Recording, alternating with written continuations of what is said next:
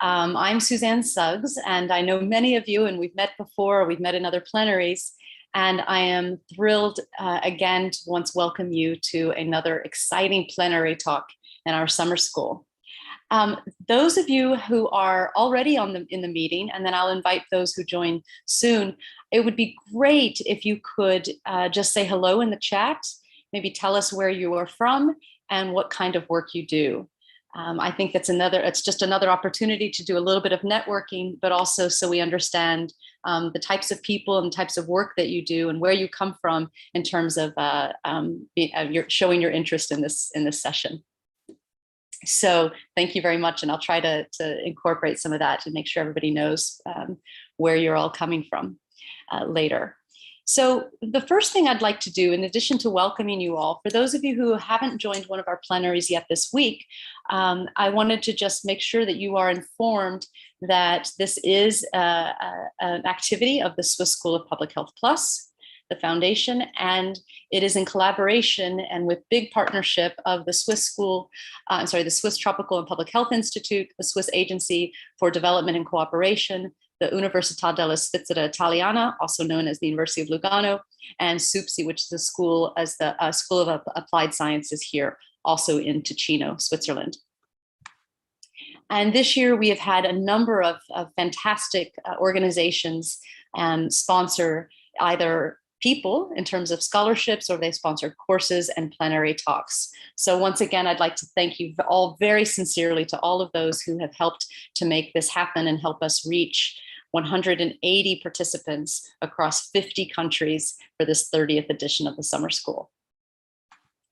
So this afternoon, here at least local time in southern Switzerland, we have a plenary that I know is important to the world.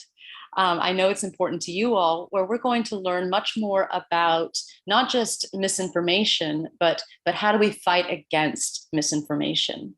So we're going to be hearing from an expert, Angus Thomson, and I'll do an introduction of him in a few moments, but we'll hear from him his thoughts and his experiences and the results he's getting, et cetera, et cetera, et cetera, about inoculating people and communities against vaccine misinformation. Before we do that, I want to continue with a new activity that we started for this year, which is where we've been inviting past participants to share with us, and some current participants to share with us the perspectives of the Lugano Summer School. As we have turned 30 this year, we reached back to alumni from the very beginning, 30 years ago when we were a summer school in Ascona, taught exclusively in French, to today's participants. And what do you think, what do you value in the summer school? What experiences have you had? What courses did you take? And we asked specifically also, how have the learnings that you gathered in the summer school translated into your jobs and your future and your current positions, excuse me. So I wanted to highlight one of our participants who followed two courses in 2018 from Ethiopia. Zulika Ismail followed a course that I taught in behavior change communication, and also another course that's a collaboration between colleagues in Australia and also at the WHO in multi-sectoral approaches. And so when we asked her to reach out, and we reached out to her and asked her her thoughts on the summer school, I show you here on the screen what she said. That taking part was an eye-opening opportunity for me. Both courses later contributed to my daily work as a humanitarian and development worker in Ethiopia. And she reminded us that she works with some of the most vulnerable communities in the country and the Horn of Africa. She says it's definitely an interesting opportunity to develop one's skills from the list of courses offered, while at the same time, it's an important platform for networking and working with different professionals. So she commented on the two courses that she took, the behavior change communication course, and she said it helped her provide accurate, clear, and relevant and timely information with the public, and was able to implement into her projects. And with the multi-sectoral approaches course, she said that it benefited her in terms of working with different stakeholders and partners who have different interests, but the same goal. It helped me understand how to coordinate different stakeholders efficiently. And I've chosen her testimonial because what we're going to be talking about today and learning about and exchanging ideas about today incorporate two of these very important things: multi-sectoral collaboration and also really good communication. So with that said, I want to introduce our speaker. I'm so excited to introduce a longtime colleague and friend of mine and a really smart person, Dr. Angus Thomson. He is now the senior social scientist for demand for immunization at UNICEF. And he has a long history of working in vaccine advocacy and helping overcome vaccination barriers to vaccine hesitancy. So let me put up a couple of highlights. I'll read this, but I also wanted you to be able to see that. So in addition, he wears many hats. He's whittled it down for you here in addition to his role as senior scientist at UNICEF in charge of demand for immunization. He's also an adjunct clinical professor at the University of Indiana, or Indiana University. So he's currently spearheading the Vaccine Demand Observatory, which is a global collaboration aiming to provide countries with a full capacity strengthening package for social listening and engagement, initially focused on vaccination. He recently co-authored the Vaccine Misinformation Management Field Guide with already 7,000 plus downloads and the Vaccine Messaging Guide. He's a technical expert on vaccine demand and uptake within UNICEF and frequently speaks with the media. You may have actually seen him on CNN, BBC, El País, and if you haven't, do take a look. It's not hard to find. He developed the AIMS, Mixed Learning Behavior Centered IPC training program for healthcare professionals, having developed the 5 A's taxonomy for determinants of vaccination uptake. He has run a national multi-stakeholder projects in Europe, Africa, Latin America, and all with the aim of improving vaccination uptake. He's published over 20 peer-reviewed opinion pieces, research papers, and book chapters on vaccine confidence and coverage, and he's co-edited an 18-paper special issue on vaccine confidence in vaccine, the journal Vaccine. He also lectures on vaccine confidence for Vaccine Lives Matter, a master's program in Lyon. And for many years, he has been also on the scientific committee for the annual meeting on vaccine hesitancy in Annecy, where I've had the great fortune of collaborating with him.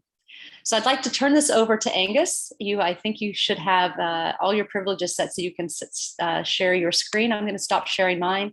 Angus, the floor is yours, and thank you so much for being here. It's really exciting. I'm looking forward to hearing from you. Thanks, Suzanne. Thanks for that wonderful introduction. You set people's expectations rather high. Hi, everybody. I'm France from the Atlantic coast.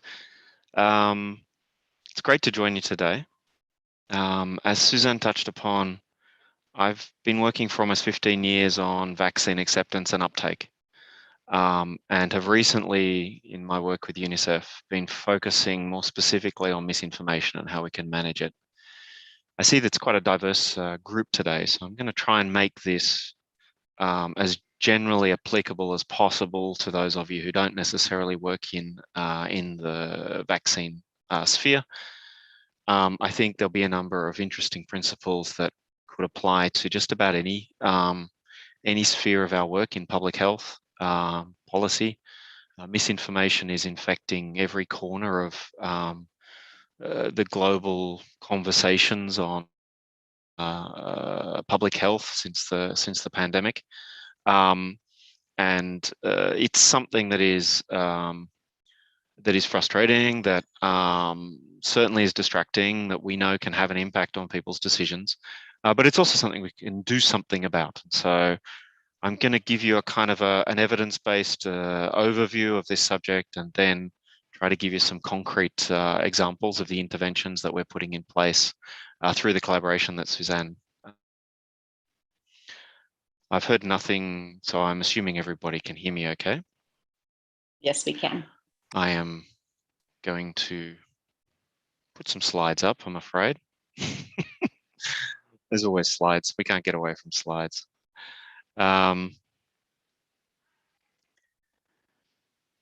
So I'm not sure I need to tell you anything about the infodemic that's grown in parallel to the pandemic.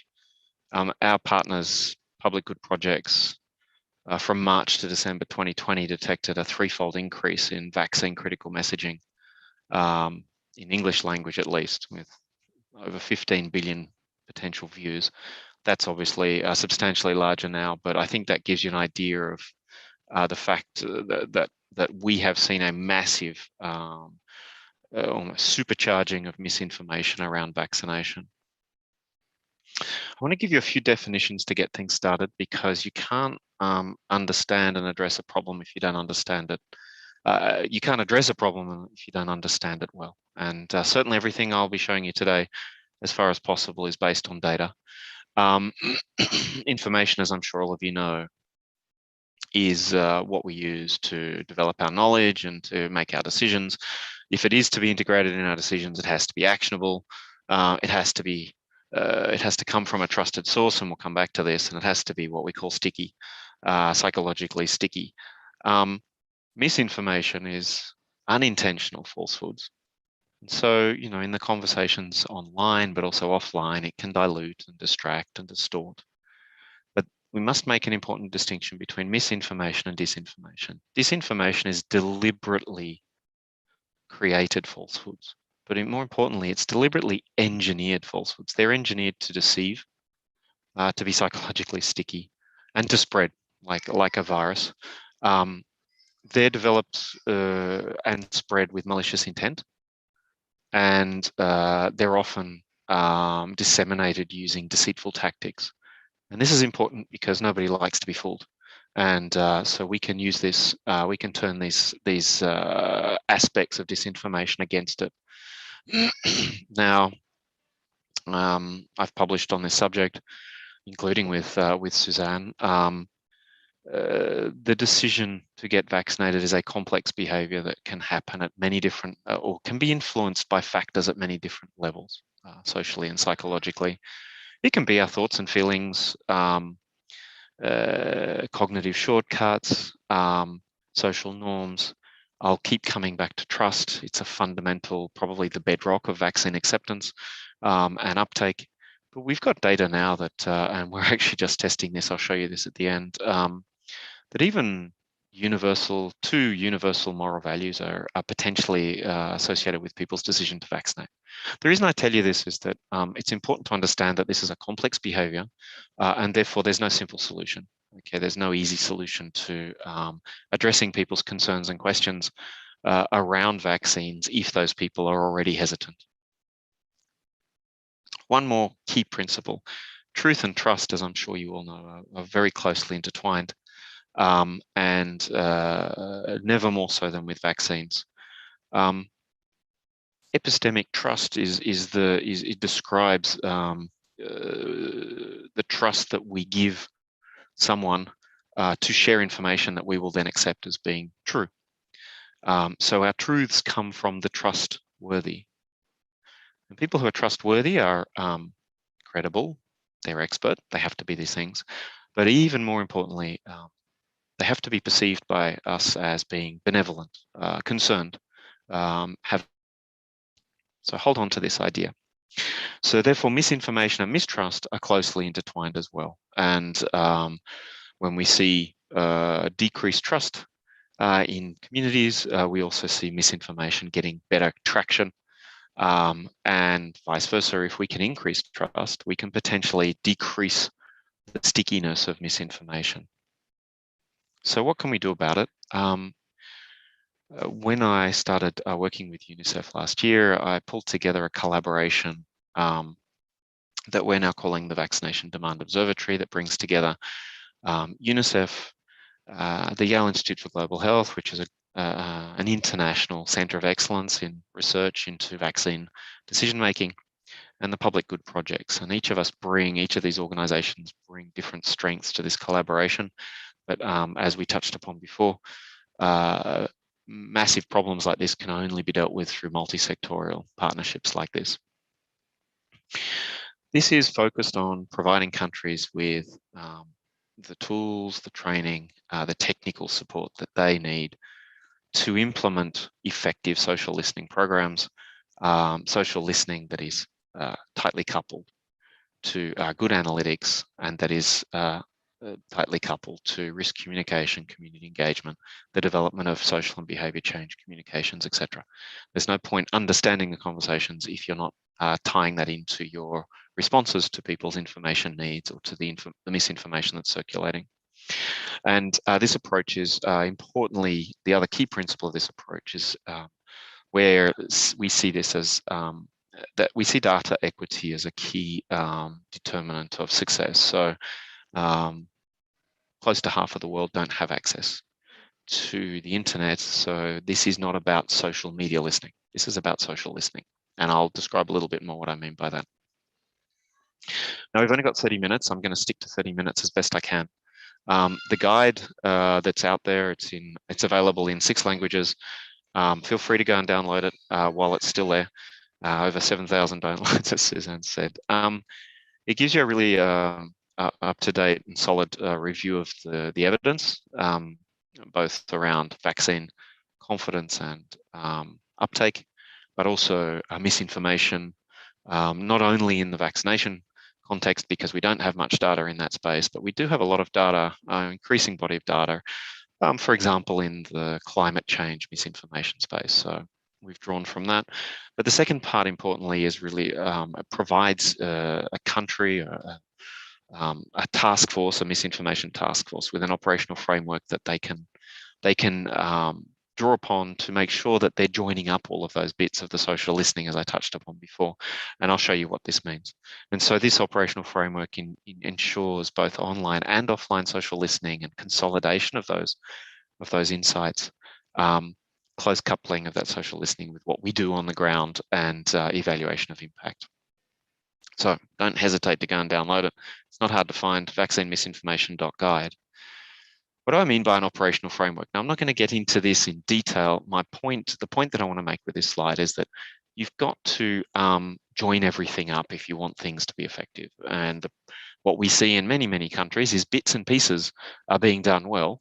But for example, social listening, that's not informing the risk communication, community engagement activities, because it's not getting to the people doing that work. Or social listening that doesn't have really robust analytics and, importantly, for example, assessment of the misinformation that's being detected. We know that misinformation, addressing misinformation, can potentially backfire, especially in people, in the case of vaccination, who are vaccine hesitant. So what do I mean by this? There's a psychological principle which basically has defined that we confuse familiarity with truth. The more we hear something, the more we believe it's true. Therefore, if we go about repeating myths, even if our objective is to bust them, we risk reinforcing them in people's minds. There's a growing body of data to say that perhaps this effect is less important than we think, but in general, but with vaccination, as I've shown, which is a very complex behavior, we think that it's very important to pick your battles, to clearly assess misinformation for its potential impact before you decide to address it. And what's important here is that it's not just a question of detecting misinformation, but also the information needs of people, the gaps, the holes in the information they can't find. Their questions and their concerns are just as important as misinformation. So the idea here is that this helps a country build a kind of a joined up strategy, pulls together everybody into the task force who needs to be in that task force, who are doing different parts of these activities, and where necessary, brings people on board and trains them up so that we're making sure that we're doing all of these key steps. It's like my computer's frozen. Let's try this one. There we go. So let's look at some of the tools and things that we're developing to give you an idea of what good looks like, if not great. We're developing a dashboard that that will be customizable to contexts, so to countries. We're hoping that we'll be able to visualize, well, we will be able to visualize not just social media data, of which there's a lot, not just media data, of which there's a lot, but also potentially offline data. We're seeing how we can bring in, for example, community listening into this, but also we're looking at novel data sources. UNICEF has Report. We're working with Viamo, which is an SMS-based two-way communication mechanism that's being used in many countries. We've got, we're part of a specific collaboration with Google, as they're giving us access to data that people normally can't get their hands on. Our search data that's we're hoping will give us key insights. But the point here is that a social listening system has to get online, offline data, and it all has to be consolidated in one place and where possible visualized. You'll see I captured this screenshot from the dashboard today. You can access this dashboard if you go to the link, the Vaccination Demand Observatory link that you see on the bottom right. You'll have to register to get into it, and it could take a couple of days, but you can all gain access to this. I'm showing you the European dashboard. It's primarily still searching in English, but you'll see also French. And you'll see actually the noise in Europe seems to be happening a lot in France. I'm surprised because in fact there's pretty widespread acceptance of the vaccine passports that are being used to manage people's access to bars and restaurants. A lovely example for me of a soft mandate. But you see that we get live tracking of the hashtags, the trending stories, etc. And this is just a piece of it. The second piece that you really need is the eyes looking on these dashboards. And so PGP, who've been running Project Vector, which is a social listening project in the US and now in Canada, that's been operating for over 2 years, so since before the pandemic. We've partnered with them to build upon the system that they've already been using, and just as importantly, to draw upon the team, the expert team that they've developed, because none of this is of any use if you don't have human eyes on it, collating, assessing, and actually, as you see on the right there, even scoring the misinformation. So what we're doing is helping teams on the ground in communities to rapidly assess whether they need to act or not against misinformation. We're not just throwing a long scrolling list of myths and rumors and so on. We're doing our best to identify the ones that we think are going to be sticky, are likely to spread, potentially likely to affect people's attitudes or behaviors. And then we're scoring with a green, orange, green, yellow, or red score to give people an idea of whether they should be thinking about acting. So you see here, actually I need to share this with my colleague in Ghana. There's a site that's claiming that vaccines won't protect against the Delta variant, and we're recommending a direct response. And if you click through to that, you'll see we start to give some guidance on what that response should look like. Whereas, for example, posts equating the Pfizer vaccine with CRISPR editing tools, we say ignore this for now. And this is, as I've touched upon many times, you've really got to pick your battles because you risk doing more harm than good. We're also providing regular weekly insights where we get into a bit more detail, teasing out as best as we can what's going on behind this misinformation or the information needs that we're detecting. So you can access this. This is still a global system, and our objective is to now we'll be going into countries. We've already been working with our polio colleagues in countries, but we'll be going into countries very soon to really set up all of this at a country level, which would of course give them more detail, more granularity, but we want to do that while building capacity as well. So we want to bring the tools, but we also want to help develop the people who'll have their eyes on this. Just a quick, so I'm going to talk briefly about prebunking and debunking. This is the kind of decision tree that we suggest people use. Of course, they can adjust it as they see fit, but the idea here is that you have a different reaction to different things that you detect. And I'd like to highlight just, you see at the bottom there, I've drawn extensively in the guide and in this decision tree from the Debunking Handbook 2020. We're also collaborating with John Cook, I'll show you later, who was one of the authors of that. That's really worth a download and a read too. So for example, if you detect information needs or gaps, the response is to step in and start to shape the online or the offline, the agenda of the conversations, providing content, providing that content through trusted voices. If those voices don't exist in the conversations that you're monitoring, then you need to get trusted voices into those conversations. If you see misinformation that you have scored as medium or high risk, you can actually debunk. I'll show you how we do this. But if it's low risk, you might want to step back and consider prebunking or working to bring a kind of a generalized immunity to populations. And I'll show you what that means as well. We've got the guides, we've got a series of webinars. We're building an online training course, Misinformation Management 101. We'll be holding with the country's live workshops. And we'll be having ongoing technical support to those countries. Let's look at prebunking to start with. So there's increasing evidence that we can effectively, in advance of people's exposure to misinformation, build a level of immunity to it. As I mentioned earlier on, disinformation is created with malicious intent using deceitful tactics. And I think that there's a universal value that I haven't actually found the name for yet. Maybe I need to put my name to it, which is nobody likes to be fooled. Nobody in the world likes to be fooled. Nobody likes to have the wool pulled over their ears, to feel like they're having the wool pulled over their ears.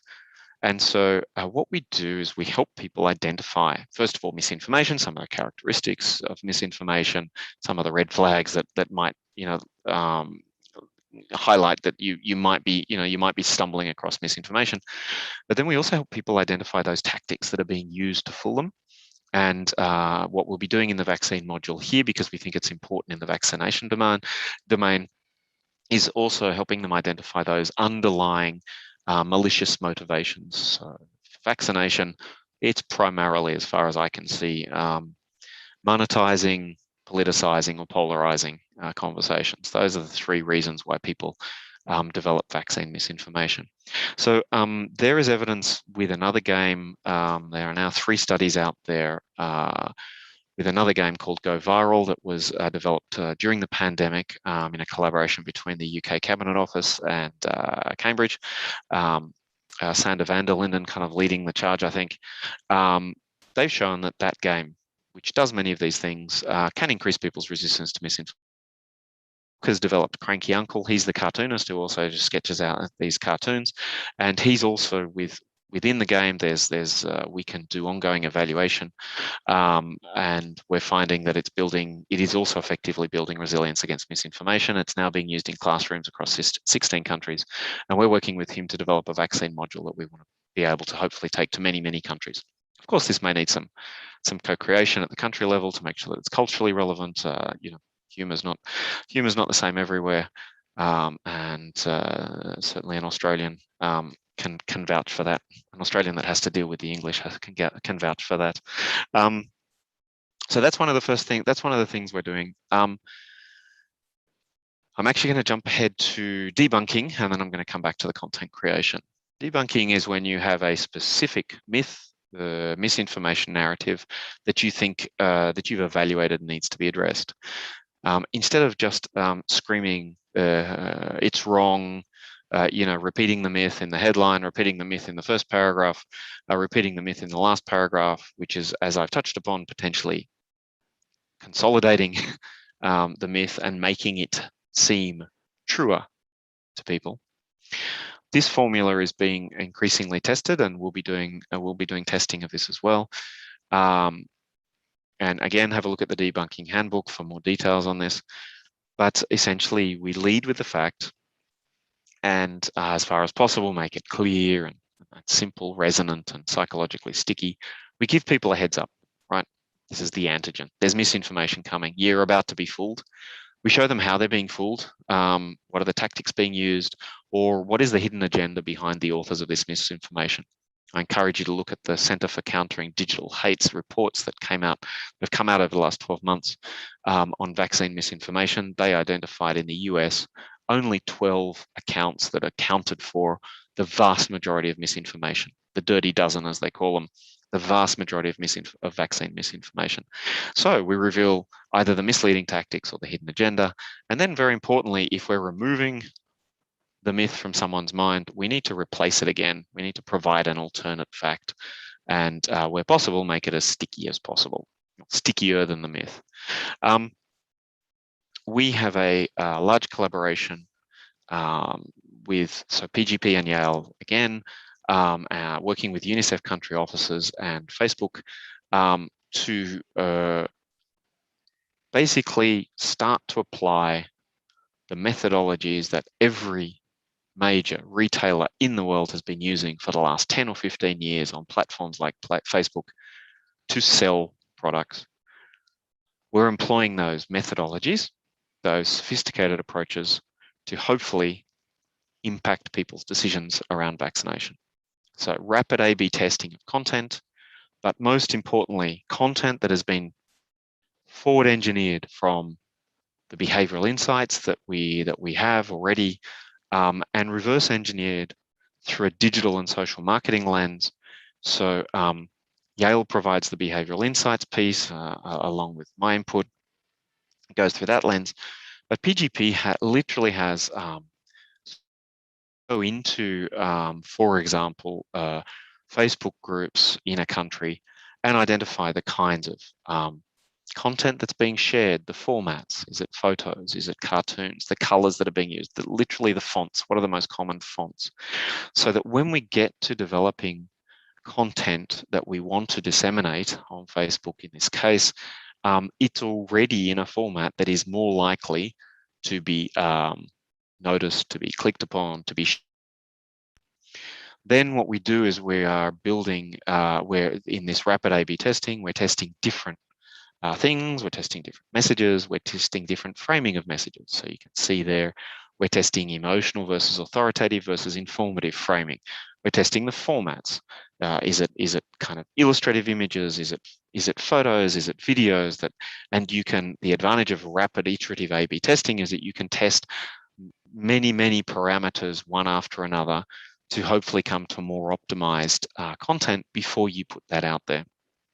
We're providing this really deep technical support to 6 countries. We're expecting to be doing randomized trials with really hard outcomes like vaccination coverage rates soon.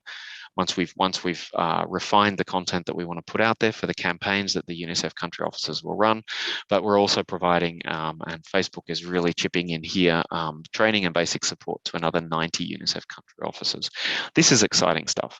This is, in fact, I mean, and I'm Suzanne was one of the first people to open my eyes to social marketing and to the idea that basically public health is decades behind. You know, we're dragging our feet, we're dragging our knuckles on the ground.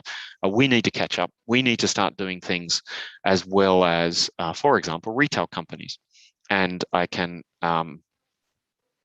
informally share with you that the initial outcomes in the 6 countries, or well, in 3 countries, we've just got the data in the last few days, show that we are getting effect sizes, whether it's message retention or click-through rates, because they're the kinds of outcomes that are also used for advertising for retail. We're also doing, we have a number of survey items that we're testing against, you know, attitudes and potential behavior rate related outcomes. But those 2, we're getting effect sizes that Coca-Cola or Nike would be delighted to see. And when you're doing that in front of hundreds of millions of people, so last year in the preliminary work, we tested content in front of over 100 million people. When you're doing it at that level, you can imagine that this is going to translate into clearly quantitative increases in vaccination coverage. Exciting stuff, a lot to come. And of course, I'll share these slides with you afterwards so that you can go to, if you're not catching these links, you can go to them afterwards.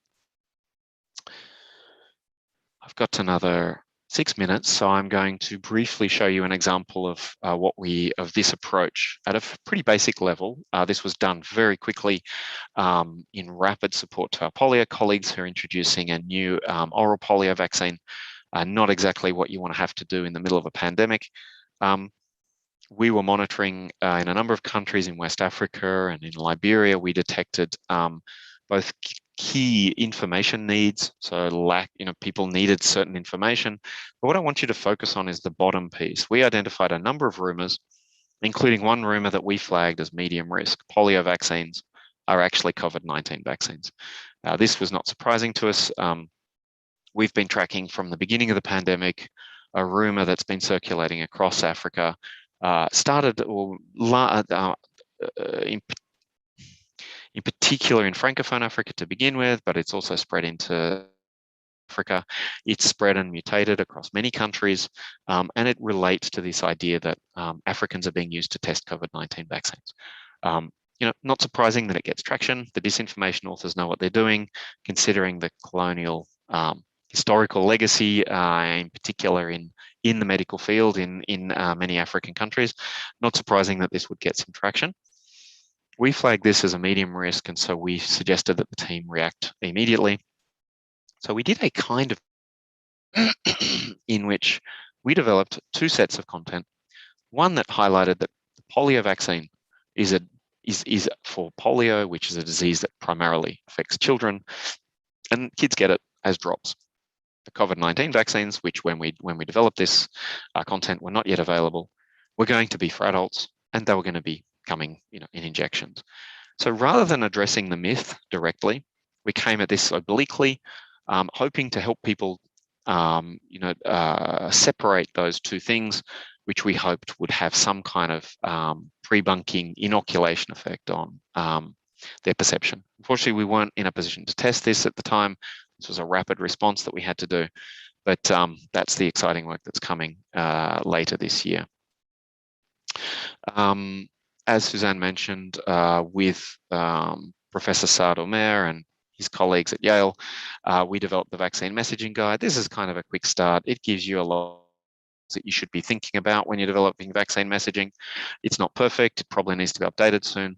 But if you're working in this field, or even if you're working in other fields of public health, you might want to download this and have a look as well.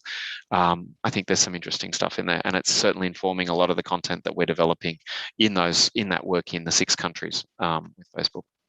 So let me conclude with 3 minutes to go. There's many things I could conclude from this, but let me leave you with 3 points. The first is, if you want to address misinformation, you need to take a strategic approach. Ad hoc doesn't work, reactive doesn't work, and it may actually backfire. That means multi-sectorial, multifaceted, coordinated multi-sectorial work and multifaceted actions. You need to understand what's going on. It's not written here, but the social listening is fundamental. You need to understand the conversations, the needs, the information needs, the misinformation, etc., before you can address it. Second, pretty exciting stuff is it looks like we can inoculate people against misinformation. And I guess if I've got one call for those of you working in policy, or maybe if there's a few funders out there, it's that we invest billions and billions and billions in the development of vaccines, and then we're a little surprised when they sit on the tarmac because people say they don't want them. And we've seen that across at a couple of continents already with the COVAX facility provided vaccines. And so the question is, when are we going to start investing, maybe not equivalent, but more substantially in inoculating people against the mis or disinformation that is actually the underlying cause for those vaccines sitting in warehouses, sitting on shelves unused? I think we can imagine, and we have examples like Finland, which is the country the most resistant to misinformation, which has implemented an inoculation like course within their national school curricula. We can this over the long term. I think schools would be a great place to start, but not only. The game that I showed you, I think, has real potential too. Gamifying things can reach huge audiences, rapidly engage people.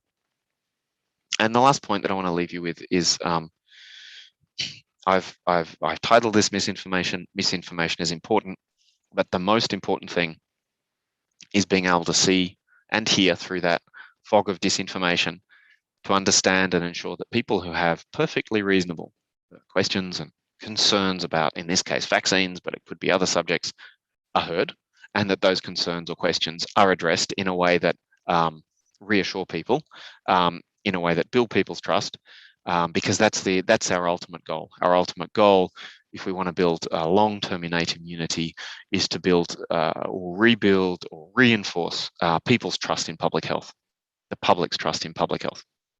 I'll stop there. Thank you.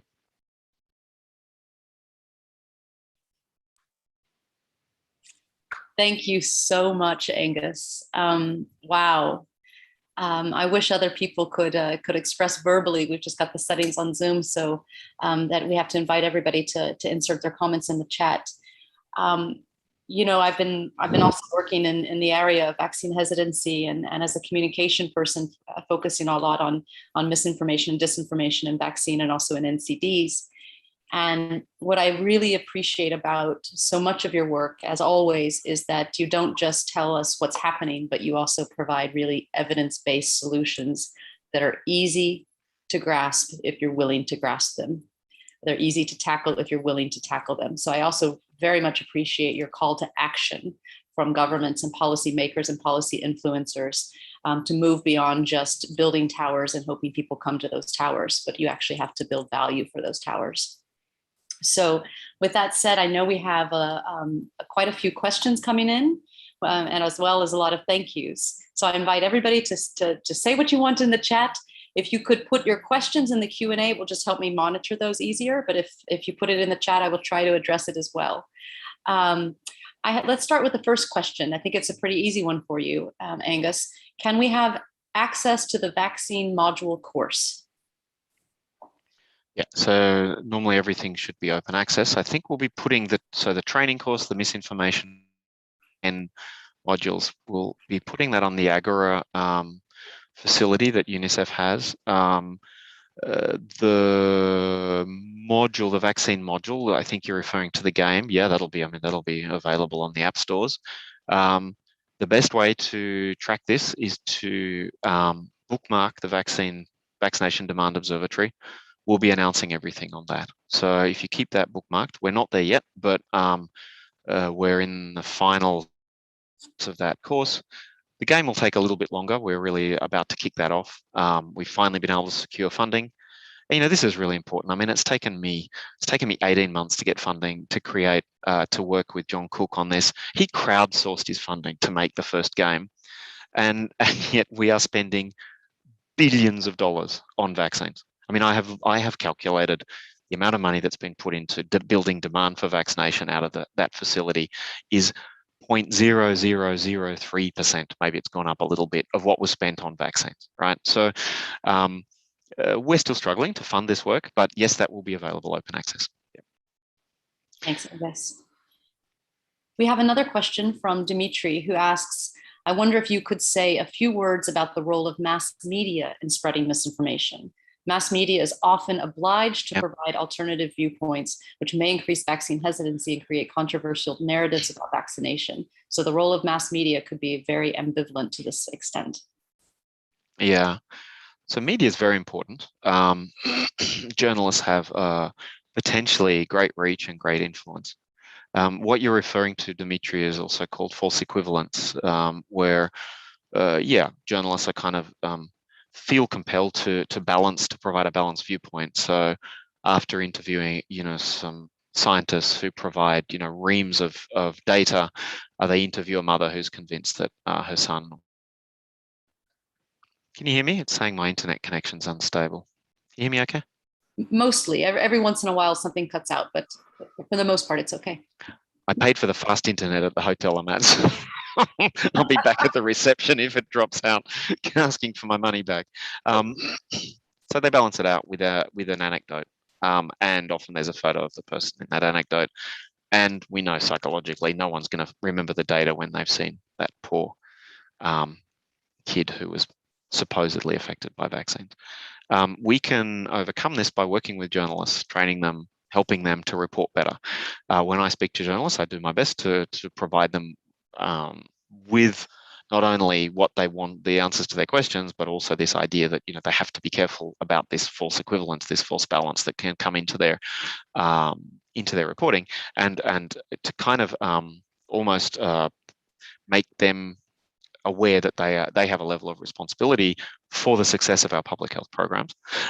We're seeing in many countries a real shift, I think, over the last, before the pandemic even, in which a lot more positive, really nuanced reporting coming out on this subject. For example, one of the other partners that we work with, First Draft, have done a lot of training of journalists to help them recognize, identify misinformation and report on the effects of misinformation. So I'd encourage you to look up First Draft as well. They're doing some really good work. It's a really good question. Thank you. Now we have a question from a participant coming from the Ukraine who says, thank you so much. What are the leading countries or cities producing vaccination disinformation and misinformation? The US, and the US. I kid you not, the US is the wellspring of all crap online at the moment. It's phenomenal. But not only, but this comes from, to answer your question, there is no simple answer. Some misinformation comes from a specific, there's steam coming up behind me. I hope that's not bothering you too much. I'm in a theatre. I think there's going to be a show tonight. So some misinformation springs forth from these fonts of crap, like the Dirty Dozen, and I really do encourage you to look up also the Centre for Countering Digital Hate reports, and that's because it's so well designed. It spreads widely. It's translated into different languages. It's often adapted to make it more culturally relevant and sticky. But it's really, and you know, we're working with colleagues in Ukraine. Ukraine is actually one of the countries that we're working with on this Facebook project. But each country needs to understand, first of all, what's being produced within their country, but also what is the information that's coming in, the misinformation that's coming in from other countries. What's more important really is not where's it coming from, but why is it being produced? As I've touched upon, this helps you inoculate people if you can show the motives or the tactics that are being used. And what potential impact is it going to have in your communities? It's a little bit of a dead end to start worrying about where it's actually coming from. Of course, the other location question that we can ask is, what platform is this being spread on? And so, you know, there's ongoing engagement with many of the big platforms to make them more and more responsible. Oh, I see, you can see a screen behind me. How distracting, sorry. More and more responsible for the misinformation that they allow to remain, in particular, well, the disinformation that they allow to remain on their platforms. We've seen really huge effects of deplatforming of some of the most toxic accounts, but simply not enough deplatforming going on. There's a lot of engagement with the platforms to support them to develop better, more effective policies, but it's really an ongoing job. Thank you. Angus, can you see the questions in the Q&A? Yeah, sure. Okay. So we've got quite a few, and I'm going to just select some of them. But if there's any one that you think is most burning for you, feel free to jump in and say. Well, I mean, I'm also a biological scientist by training, so my personal view, based on the data that I see, is that COVID vaccination will become a routine vaccination, something like influenza vaccination, maybe not every year, but as we're seeing with the variants like the Delta, probably need updated vaccines for it. So I don't think this disease is going anywhere anytime soon. Same with misinformation. It's not going anywhere anytime soon because it generates billions of dollars for accounts. Herd immunity is a concept in public health. In particular, we use it in vaccination. It means that if we have enough people vaccinated, those who are not or who cannot be vaccinated are protected by those who are vaccinated. So we all have around us individuals who can't be vaccinated against COVID-19. That includes my young daughter. That includes my friend who's immunocompromised. Those people can't be protected. And so there is this altruistic piece of vaccination that we know is a very hard sell psychologically, unfortunately. We're a pretty selfish race, we're a pretty selfish species, but by vaccinating yourself, you're also protecting others because you become one of the bricks in the wall against the spread of the disease. Now, COVID's a bit different. We know that we're starting to see data that suggests that even when we're vaccinated, we might be able to catch it. We may not get terribly sick, but we can spread it potentially. Trust me, viruses are terrifying and super, super smart. And, no vaccine is perfect, and we're going to have to keep hammering away at this one. But with all of many of the other vaccines, measles is a great example. The more people we vaccinate, the safer are those who can't be vaccinated or who won't be vaccinated as well. What else have we got there? It's kind of scrolling down. A strategy to tackle misinformation regarding the efficacy of Sinopharm and Sinovac vaccines. I'd rather not get into specific vaccines, but we are actually seeing, so there are some state actors who are using disinformation for political purposes. This was picked up a number of years, through 2 or 3 years before the pandemic. And the title of the scientific report referred to weaponizing of vaccine disinformation to polarize conversations online. Those state actors are going to be very difficult to challenge, to tackle, because they're putting massive resources into this. But if there's one message behind that, it's that we have to put equal or more resources into this. This can no longer be the afterthought in terms of funding, in terms of resourcing, in terms of training. We need people like those of you who are doing this course to be activated, to be supported, to be resourced, so that we can set up proactive strategies at country, regional, community level to be managing this over the long term. Linda asks, what's necessary for a country to build a strategy? Well, download the guide, get a task force together, think about who are the right people, who's doing the work on the ground, who's doing the RCCE, is it IFRC, UNICEF teams, is it government health workers, who's in a position to resource the social listening, where do you sit your expertise in the analytics? Every country will look slightly different. We're developing kind of case studies which will help countries see what kinds of models could be put in place. But the most important thing is to get started. And what we have seen over and over and over is there's just not much going on, at least at a coordinated level. Do I see training of journalists and CSOs as a solution? Yes, definitely. And I referred to First Draft. Please look up First Draft's journalist training and encourage every journalist that you've ever met to do it. Erin, shall I keep moving down? We've still got 5 minutes. Absolutely, please. Erin, what are the key best practices from the private sector? Well, I think I just showed you. The work we're doing with Facebook is drawing upon the mechanisms, the methodologies that the private sector are using to sell you running shoes and soft drinks and climate-destroying cars. We're using the same mechanisms to get the information to people to help them make better decisions around their health and to support public health programs. There's a hell of a lot we can learn. I'm going to keep hammering away at this because after how many months have we been in this pandemic? I'm just exhausted by the under-resourcing of the work that I'm talking about. The private sector invests a massive amount in advertising online, in using these online channels to reach, to target, to segment and target audiences, to get those audiences what they want to see, to nudge those audiences to go and click through and then make the purchase. I mean, you've all heard from Suzanne how this works and how this can be applied to something like public health. It's not enough for social marketing to be a kind of an afterthought. It needs to be resourced. If we're going to put 10 million in vaccines, then we need 2 million for this work. It's sorry, folks, I'm on my hobby horse. I'm so tired I spend all my time trying to secure funding for this work and not actually doing the work. It's exhausting.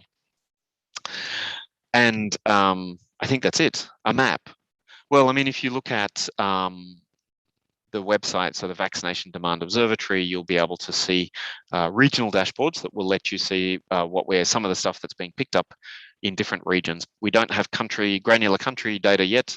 Well, we do. Some country officers, UNICEF country officers, are using other tools to get that kind of data, but our objective is to kind of cascade that tool down to the country level and configure it, so that countries can pick up nuanced insights from, from different communities. Okay, I think that's the final question we have for now. We still have a couple more minutes, so if you do have follow-up questions or new questions, please feel free to put those in the Q&A. We're getting a lot of people who are expressing appreciation, Angus, in the chat. Lots of thank yous, Thank you, folks. Very motivating, but You're also welcome. very helpful. I think you can't say enough how frustrated you are, and it needs to be said. No innovation without irritation is what I heard a guy say at a health literacy conference in Europe several years back. And I always tell my students the same thing. We get really innovative when we get irritated, but we've been irritated for 18 plus months now. And we seem to have a lot of countries who are just a lot too fearful of anti-vaxxers, and too fearful about pushing this vaccine just as strongly as they push other preventive measures, condoms, seatbelts, you name it.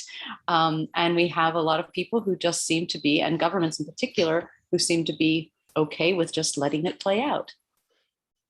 And so I appreciate your passion, and I appreciate your drive and your frustration. We need people to listen. Fortunately, we count the impact of public health strategies in lives lost, lives impacted. This is not a light subject, and there have been many missteps in many countries, but some countries are doing it okay. Very few countries are doing it really well. Our only hope, which is the hope we have every time something like this happens, is that this could catalyze a shift in investment, in priorities, so that countries start to invest in this kind of infrastructure that I'm touching upon now to support their routine immunization programs. And when it's in place, you can press the button and turn it up when you've got a new pandemic or a new health threat, etc. But the infrastructure needs to be put in place. I mean, one of the first things we have to do is put those social analysts into a country, because they don't exist, right? They just don't. Those people don't exist. They're kind of as a colleague, Liz Wilhelm from the CDC calls them. They're kind of unicorns. They need all sorts of different skills, and we need to train them up. But we need them. They need to be sitting, and they need to be sitting somewhere in the Ministry of Health, in the vaccination program office. They need to have the tools. They need to have the support. They need to have the resources. Much in the way that we've successfully invested in vaccine delivery in countries around the world through investment from organizations like Gavi, and big investment coming from governments and other supporters, foundations. Now we need to invest in this infrastructure, because there's no point getting the vaccines to the clinics if nobody comes to the clinic. And maybe, Susan, I can take the last question from Arlinda. Yes. Health workers. I was actually meant to be. I had a conflicting conference with Gail Vallée-Tourangeau, with whom I've actually done quite a lot of work understanding the drivers of vaccination decision making in health workers. It's both very similar to the general public and a bit different. Yes, they're often quite hesitant as well, and any strategy with countries on developing strategies, they really should be top of the list in terms of priorities, because if they're not getting vaccinated themselves, they're less likely to be vaccinating their patients. There's sometimes a disconnect. Sometimes unvaccinated health workers will vaccinate a lot of patients, but in general, we need them on board, because they're the most important advocates for vaccination, because they're the most trustworthy voices, right, as I touched upon at the beginning. And then from a public health perspective, they're the ones we have to protect first of all. And unfortunately, sometimes they don't want to be protected. So yes, they're definitely a priority. They should be a priority. Their conversations may be a little bit hard to pick up, but we can, with really, really well implemented social listening, we can hear what they're saying as well. And, there's a lot that we can do to support them to make those right decisions as well. Thank you so much, Angus. This has just been fantastic. And again, more messages are coming in the chat to thank you very much for this. As usual, you're not only brilliant, but you can actually deliver this in a way that is engaging and just it's a call to action with solutions provided. So thank you so much. It's also been quite fun to watch a little bit of that things going on behind you in the hotel there. So we appreciate that. Sorry about that. I didn't realize you had the screen. You're such a brilliant scientist, that you're such a real actually, I take these presentations so seriously that I had them set up the steam jets, the towards the end to add a bit of drama to my presentation. Suzanne, if you can just save that presentation as a PDF, you're welcome to share it with everybody. Thanks a lot. And there are really good links that are really designed for practitioners on the ground to use this and make your efforts better. With that, I wanted to just remind those who were here yesterday and saw the presentation from Casper Staub about learning from the past or forgetting the past, and looked at the history of pandemics and epidemics, that discussion is really relevant to now. And if you weren't able to watch it, it is posted on the YouTube channel for the Swiss School of Public Health Plus. So you can take a look at that now. And there's also some really good papers there. And then on Thursday, we have a course that is starting here in the summer school on demand generation. And that is a course that is sponsored by Sight and Life and is taught by three amazing people looking at from different perspectives, but is led by Rowena Merritt, who is a long-time social marketer who's worked with Sight and Life for a number of years and at the University of Kent and also the World Food Programme. So if you're taking that course, I know it's going to be great for you, and you're going to be able to take a lot of the lessons you heard today and transfer those in. And if you aren't taking that course yet, then think about it for next year.